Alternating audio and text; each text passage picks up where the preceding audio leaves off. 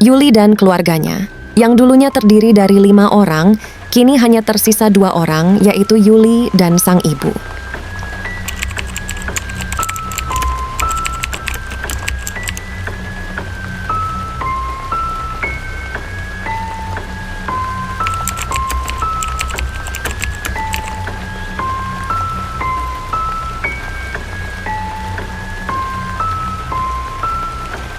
Tragedi dimulai pada tahun 2021 ketika sang kakak tercinta yang awalnya didiagnosa COVID menunjukkan gejala aneh.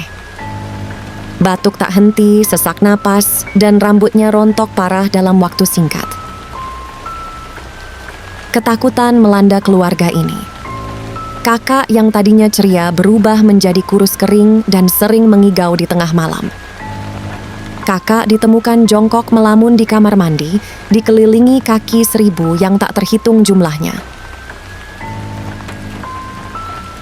Meskipun rutin berobat, kondisi kakak Yuli tak kunjung membaik. Puncaknya, ia mengalami pendarahan hebat dari hidung dan telinga sebelum akhirnya menghembuskan napas terakhir dalam perjalanan ke puskesmas. Rasa duka mendalam menyelimuti keluarga. Di bawah bantal kakaknya Yuli, ditemukan gumpalan rambut yang mirip dengan rambutnya yang rontok. Kejadian ini masih dianggap biasa oleh keluarga dan mereka berusaha melanjutkan hidup. Setahun kemudian, tragedi kembali menimpa keluarga Yuli. Kali ini, sang ayah yang sedang sibuk membangun proyek di Jakarta Pusat tiba-tiba mengeluh sakit kepala parah. Ia menjerit kesakitan, merasakan sensasi seperti ada yang berjalan di dalam kepalanya. Keesokan harinya, Yuli mendapat kabar bahwa ayah Yuli terjatuh dari lantai 7 proyek dan meninggal di tempat.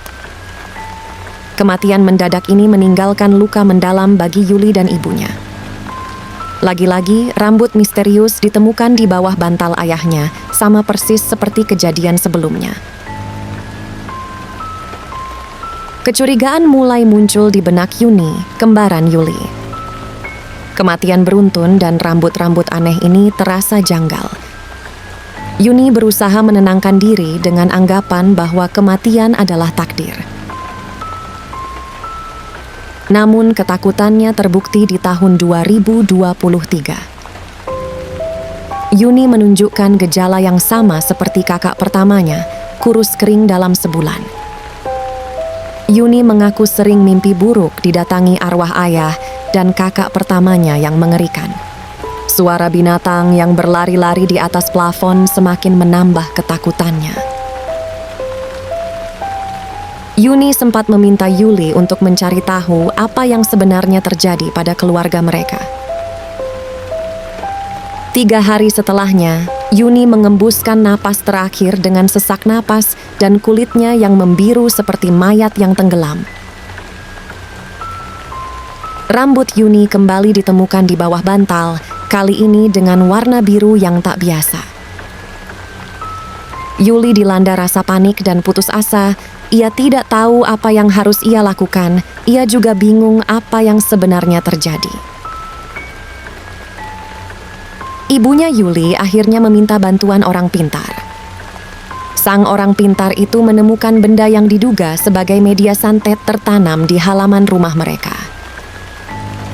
Gumpalan rambut yang dibalut kain putih, mirip kafan yang ditemukan saat penggalian di halaman rumahnya. Yuli dan ibunya syok dan ketakutan. Mereka pun memutuskan untuk menjalani ruwatan dan ruqyah. Namun hingga saat ini, rambut-rambut misterius itu masih terus bermunculan di halaman rumah mereka. Kisah ini menjadi pengingat betapa kejamnya santet. Rambut, sebagai elemen tubuh manusia yang mudah didapat, menjadi media utama dalam ritual ini. Cerita keluarga ini hanyalah satu contoh dari sekian banyak tragedi akibat santet. Di balik kesedihan dan keputusasaan, terdapat kekuatan dan keteguhan hati Yuli dan ibunya untuk bangkit dan melawan takdir. Semoga kisah ini dapat membuka mata kita dan mendorong untuk lebih berhati-hati dalam menjaga diri dan keluarga.